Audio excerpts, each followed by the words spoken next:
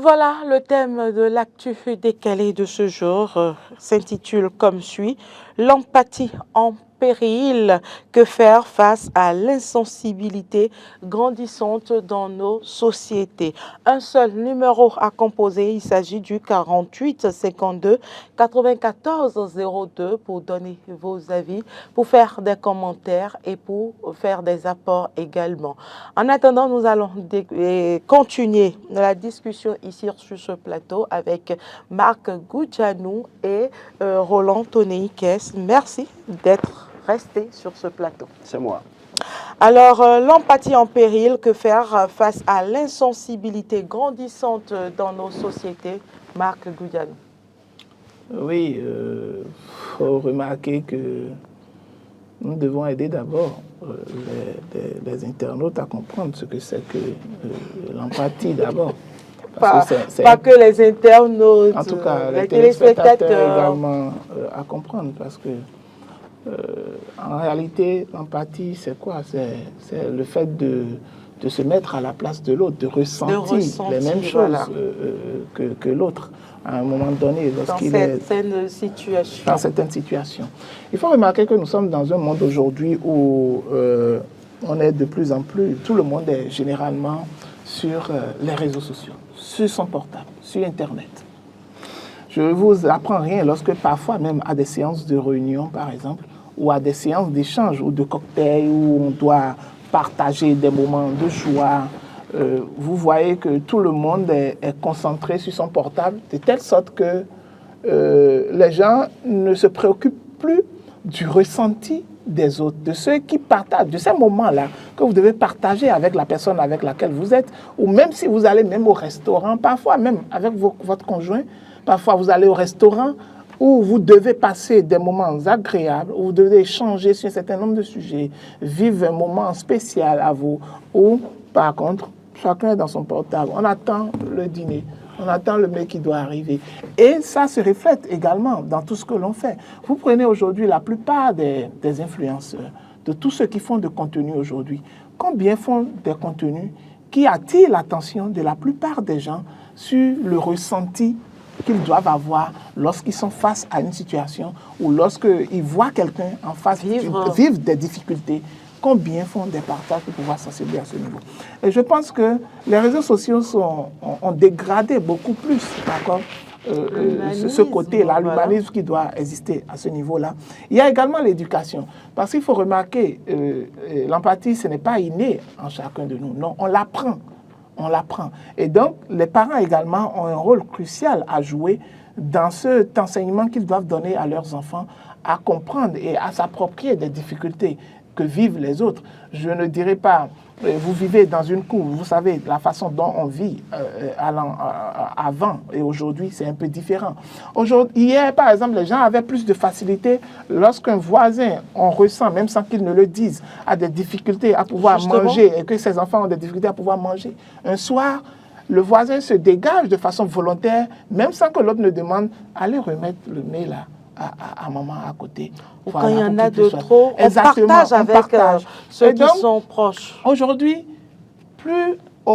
la plupart, c'est rare sont ces foyers aujourd'hui, rares sont ces Béninois également aujourd'hui qui ont toujours cette culture-là.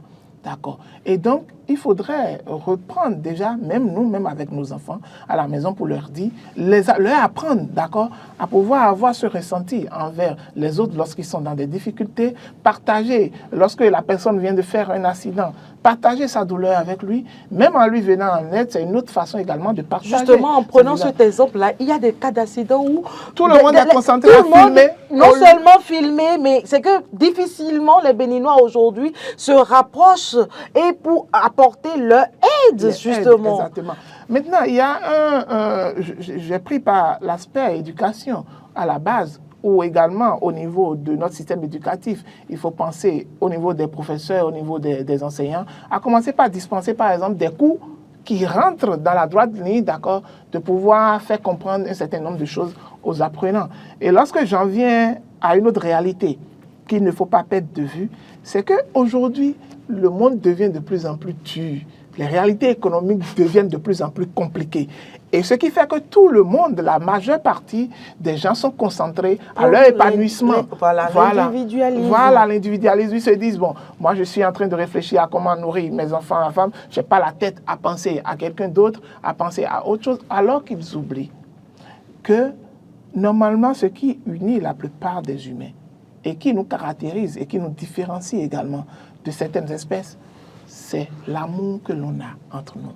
Et cet amour part également de ce fait que l'on doit avoir de l'empathie pour les autres. Et donc, si on perd cette qualité, nous ne sommes plus des humains alors. Nous sommes devenus soit des robots ou soit des animaux carrément. Et donc, nous devons nous efforcer chaque jour que nous avons, de nous efforcer de pouvoir développer encore mieux cette qualité-là. Dans tous nos aspects, dans tous les aspects de notre vie, dans tous les milieux où nous sommes. Parce que tout l'amour que vous dégagez, que vous donnez à autrui, ça vous revient autrement. Il n'y a rien à dire. Voilà qui est bien dit. Roland, donnez une question. Oui, je crois qu'il a abordé un aspect très important, Marc. Je crois qu'aujourd'hui, c'est le chacun pour soi. Voilà. Et Dieu pour tous. Parce que les problèmes sont là. La scolarité des enfants en deuxième tranche. Je ne sais pas si vous avez la payer la deuxième tranche. Il y a... Comment est-ce que vous allez faire pour venir au boulot? La cantine. La cantine. C'est important, oui, surtout. Chez moi, la cantine. Et comment est-ce que les enfants vont... Vous allez partir au boulot, j'imagine, d'hier aujourd'hui. Comment vous avez réfléchi? Imaginez quelqu'un se prenant devant vous pour vous poser encore ces problèmes, alors que vous avez les vôtres que vous n'avez pas fini de régler. En fait, les problèmes aujourd'hui font que l'empathie est en péril. Chacun veut résoudre ses problèmes d'abord. Et parfois, vous allez voir des gens, vous leur posez pour le problème, ils s'énervent. Ah oui? Parce que, je dis, mais moi-même j'ai un problème, il veut me raconter encore sa vie. De quoi? Je vais faire comment? Surtout quand vous dites non à la personne une fois, deux fois, et que la personne ne vous comprend pas, vous devenez secret. Et au fait, aujourd'hui, quand vous regardez un peu la situation qui prévaut, les gens ne sont pas, en tout cas, antisocial, je veux dire en griffe, volontairement. Pas volontairement. Mais ça ne caractérisait pas notre société. Écoutez, ça ne caractérisait pas notre société. Pourquoi? Je vous donne l'exemple simple. Quand vous avez grandi là, si vous vous rappelez d'il y a 15 ans, 20 ans en arrière, dans la maison dans laquelle vous étiez resté à Cotonou là, le portail n'était pas tout le temps fermé. C'était fermé. Bon, peut-être exception chez vous. Mais il y a 20 ans en arrière, votre génération, tous les portails n'étaient pas fermés. On se voyait, on se parlait. Ça, c'est dans les villages. Même dans Cotonou. Mais à Cotonou. Même à Cotonou. Même à Cotonou, il y a quelques années en arrière. Le portail n'était pas fermé. Les enfants. J'ai juste la nuit où... Oui, les enfants. Tellement c'était fermé que les gens se diront, si tu vas frapper là. On ne va pas comparer la maison d'un policier. On connaît la maison d'un policier à l'époque. Seulement peut-être que vous avez beaucoup de filles chez vous. Donc les parents étaient méfiants. Son cas, je comprends. Papa policier sait très bien que les filles, là, si on ne fait pas attention... On t'a dit qui les policiers? Donc, bref, c'est une parenthèse.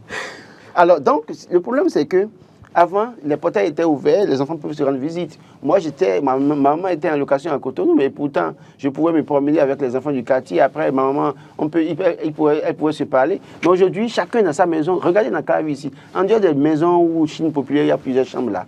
Le reste, c'est les portails fermés. Encore que dans les portes personnelles sont toujours fermées. Dans les mêmes maisons. Dans les mêmes maisons. Donc, d'abord, le portail, chacun a sa clé.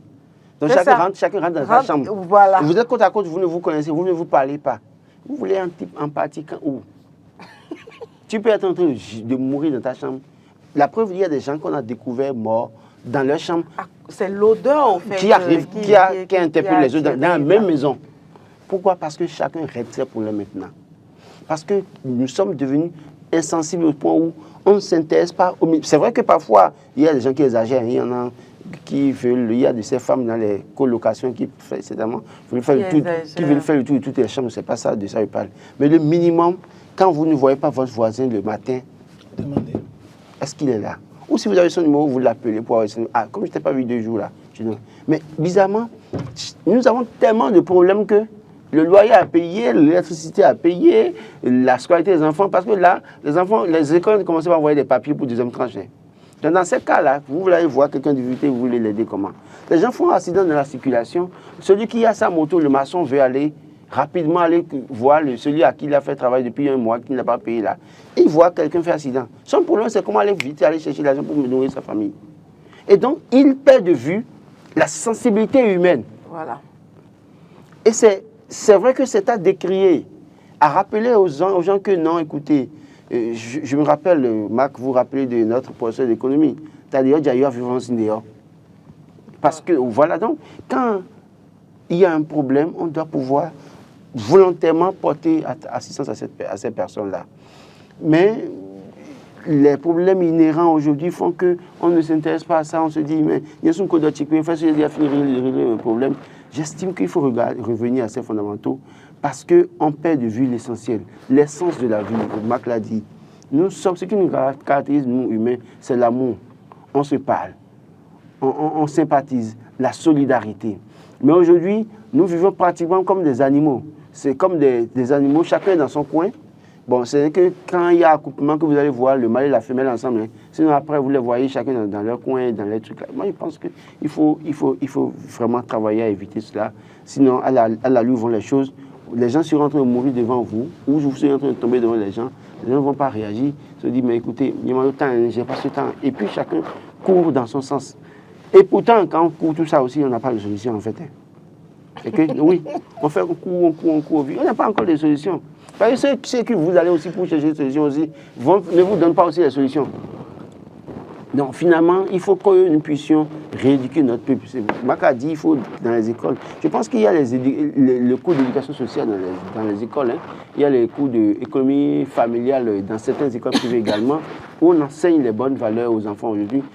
Il faut vraiment mettre davantage l'accent sur ces cours-là pour que les enfants comprennent que la solidarité... Est-ce que Laurent, ce n'est pas également le suivisme qui nous amène à ces extrêmes-là aujourd'hui? Oui, mais quand il y a... Parce qu'à l'extérieur, on sait que chez les Blancs, là-bas, personne ne se préoccupe de ce que l'autre vit ou de ce que l'autre fait. On n'a même pas envie de faire beaucoup d'enfants. Est-ce que ce n'est pas ça qu'on veut ramener, qu'on veut forcément copier aussi? Mais c'est ce que je disais tout à l'heure. Avant, les portails étaient ouverts et on peut se rendre visite, on peut se parler facilement. Mais le portail de la maison de la personne est tout le temps fermé. Tu veux aller chercher quoi? Tu veux aller acheter glace? Ils ne vont pas glace. Mais je vous dis, c'est tellement criard que je vous donne un exemple. Même, je prends l'environnement de Calavi, tout simplement, dans la zone de Laurent, dans la Zopa. Vous voyez, vous rentrez dans une même rue. Vous situez là où... D'accord. Vous rentrez non, mais moi, je n'ai pas peur de dire. Je n'ai même pas peur de dire où je reste. La dernière fois, quand j'ai eu problème de lampadaire devant ma maison, je leur dis, ils savent où je suis. Et ils ont réglé ça en 2 jours. Donc, ils connaissent où je suis. Oui, en 2 jours. C'est aussi bon de dénoncer les choses sur ce plateau. Donc, ils connaissent où je suis. Ils ne donnent aucune indication, ils savent. Donc, vous rentrez dans une rue. Des propriétaires terriens. Ils alignent leur maison. D'accord. Tout au long de la rue. D'accord. En face, hein, de chaque côté. Mais qui ne se connaissent même pas. Je vous assure. Qui ne se connaissent même pas. Pourtant, chaque matin, ils sortent, ils vont au boulot. Leurs enfants également sortent, ils vont à l'école, ils reviennent, ils se voient. Mais il n'y a aucun contact, aucun lien. L'autre aspect de la chose, c'est qu'aujourd'hui, la plupart des gens veulent être toujours en concurrence avec les autres. L'idée du dépassement de l'autre. Ça amène à ce que l'on se dit parfois, est-ce que ce n'est pas forcément en aidant l'autre ou qui va en vous assistant dépasser. l'autre qui va c'est ça. Il y a ce problème véritablement. Il y a vraiment ce problème-là qui fait que les gens, ils sont devenus carrément antipathiques. Et donc, ça fait que l'essence même de l'être humain, tel qu'on doit le vivre, a commencé par perdre de la valeur à chaque fois. Et moi, tout à l'heure, j'avais donné l'exemple des enseignants du système éducatif qui doivent encore beaucoup plus agir sur la psychologie des enfants pour les amener beaucoup plus à appréhender la chose. Mais je reviens également dans le domaine des religieux. Au niveau des religieux, au niveau de tout ce qui est centre communautaire qui existe. C'est déjà un travail qui peut être fait à ce niveau-là. Encourager les uns et les autres. Je pense que même dans certaines confessions religieuses, on encourage les autres. Lorsque tu ne vois pas ton frère ou soeur, à un moment donné, de l'appeler, de demander à prendre de ses nouvelles. Oui. de demander à savoir comment il va. Je pense qu'on doit également mettre cet accent dessus au niveau de chaque confession religieuse. Et même au niveau des centres communautaires qui existent dans certaines régions, dans certains villages, il faudrait quand même qu'on continue de pouvoir toujours avoir cette culture-là. Si on perd cela, on est en train de perdre beaucoup de choses. D'accord? Vous voyez par exemple où des gens font accident. Je voulais l'évoquer tout à l'heure. Où les gens sont concentrés à filmer et ne pas du tout à au moins appeler les sapeurs-pompiers. Appeler les sapeurs-pompiers. Moi, je me rappelle, pas pour faire mon propre, je me rappelle, j'étais là dans ma chambre quand la femme du voisin a fait un accident. Et l'information est venue, a dit, apparemment quelqu'un qui habite chez vous a fait un accident sur la voie. La première réaction, je suis sorti aussitôt, je suis parti pour aller constater ce qu'elle avait. Et quand on a fait le constat d'usage, on a dit qu'il fallait l'amener aux soins, on l'a amenée aux soins après, mais 1 ou 2 jours, on a vu qu'elle avait toujours des douleurs. J'ai proposé, même sans que son mari ne me le demande, je lui ai dit, OK, il faudrait qu'on aille faire la radio. Et pour que, bon, il y avait problème de moyens, puisque sa femme communiquait avec ma femme, lui disait, bon, il n'y a pas les moyens, donc il est un peu réticent à ce qu'on aille faire la radio. J'ai dit non. Allons à l'hôpital de zone. J'ai des connaissances là. On va nous faciliter la tâche. Si ça doit coûter quelque chose, on va le faire. Mais c'est important qu'on puisse le faire pour connaître l'état. Parce que de quelques jours, si on laisse là, si c'est grave, c'est qu'il pourrait avoir hémorragie interne et elle pourrait en mourir. Et je les ai amenés, moi-même, j'ai laissé mes propres programmes, je les ai amenés à l'hôpital de zone. On a pu rencontrer, il y avait eu des blocages. J'ai insisté parce que c'était une urgence, c'était un week-end. La spécialiste n'était même pas là, donc de force et de gré, ils lui ont fait la radio et ça a été fait. Je pense que ça ne nous coûte rien parce que la vie humaine est sacrée. Et ce dont on parle, c'est assistance à autrui. Oui. Et c'est très important. Il faut que les Béninois comprennent cela. Parce que si vous ne le faites pas, la nature a horreur de quelque chose et que la plupart des gens ne saignent pas. La façon dont tu refuses de venir à l'aide à d'autres personnes. De la même façon, tu vas te retrouver dans des situations qui ne seront même pas à ce niveau-là et tu ne trouveras personne pour t'aider. Tu auras l'argent dans ta main et tu vas rechercher la personne qui va t'amener même aux soins là. Tu ne vas pas trouver. Donc ça ne sert à rien d'avoir cet égo-là, de pouvoir surfer sur le moi. Il faut forcément penser aux autres. Moi, même parfois, ma femme me reproche même quelque chose pour dire, moi, j'assiste beaucoup plus les spectateurs en ligne, bonjour. Oui, bonjour, madame Sarah. À qui ai-je l'honneur, s'il vous plaît? Ici, mon radio, c'est vous depuis soir. Depuis Banikwara. Depuis Banikwara. Monsieur Mora, bonjour. Monsieur Mora, allez-y pour vos commentaires. Je parle de 2 jours. Oui, il y a 2 jours, monsieur Mora. Ok. C'est que, aujourd'hui, l'homme ne nous préoccupe pas. Hein. C'est la belle voie, bon, on va faire tout bien. Aller manager le coton, les voies sont bonnes, les palais royaux, comment dirais-je, les stades. Bon, c'est ça qui nous préoccupe aujourd'hui. Vous voulez parler du pouvoir en place. Sinon, de la manière que votre collègue la parle, si les dirigeants étaient finis comme cela, on passe pas mieux. C'est vrai. Donc vous demandez l'empathie. Oui. De la part du gouvernement. De la part même du chef de l'État, d'abord, qui est la première institution. De nos autorités. Il est parti apparemment, Monsieur, on vous aura compris, monsieur Mora. Et merci, très important. C'est vrai qu'on est à la fin. C'est dommage qu'il ait appelé. Pour votre information, monsieur Mora est un producteur de soja et donc qui a subi un peu ce qui s'est passé dans la question du soja. Okay. Et je comprends pourquoi il le dit comme ça. Il le dit. Oui, c'est vrai, parce que tout part de ceux qui sont même à la tête de notre pays. Parce que c'est eux qui doivent donner le bon exemple. Et le social dont on parle, ça part de là également. C'est vrai. Parce que si vous vivez ce que vit le dernier des Béninois, vous devez penser à l'aider. Si le chef de l'État vit ce que le premier dialysé est en train de vivre, c'est qu'il doit déjà penser qu'il faut régler ce problème-là. Merci quand même. Et l'empathie, ça part par là déjà. Voilà, c'est vrai. C'est vrai. Et j'espère que les autorités sont à l'écoute. C'est des valeurs qui sont en train de... Je crois qu'on a clôturé l'émission. On a fini. Oui, je suis en train de conclure par là. Moi, j'ai rien à dire, quoi. Merci beaucoup, Marc. Dieu vous bénisse. Amen, amen. Je reçois.